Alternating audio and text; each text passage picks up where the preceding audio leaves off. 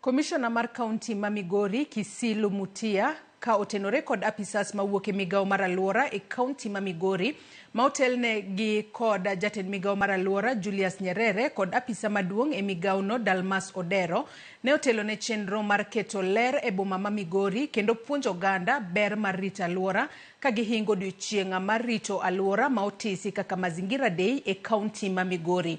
Apisasgi mane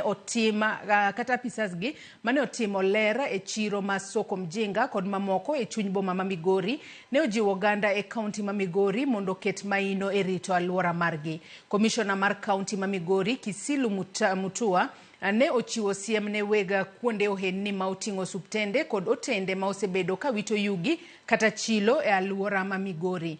Mae ne osir kod jatend migao mar alwora, lokruok mar kor lwasi kod midhiero mawuok apoya e kaunti ma Migori Julius Nyerere mane wacho ni kaka kaunti ma Migori giseketo okenge makare mar keto ler e bombe kod chirni duto e kaunti ma Migori. Vizuri. Kukiamka kusafisha mahali unafanyia kazi, kuhakikisha hiyo taka umetupa mahali pazuri, sio kuacha tu kwamba watu ya kaunti watakuja kutoa. Hakikisha kwamba hiyo ni kitu unaweza kufanya. Kupanda miti sio lazima iwe na gharama kwako.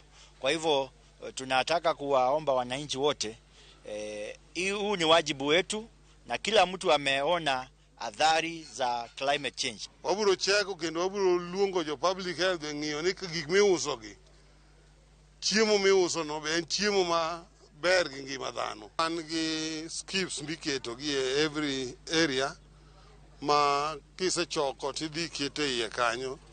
To wamedo kwayo oganda wa ni kidhi neno kama skip nitie ka in gi waste kete skip mokedni no mondo ler mar area ben maber. Jo watemo kendo watudore nyaka gi jo municipal mondo wa make sure ni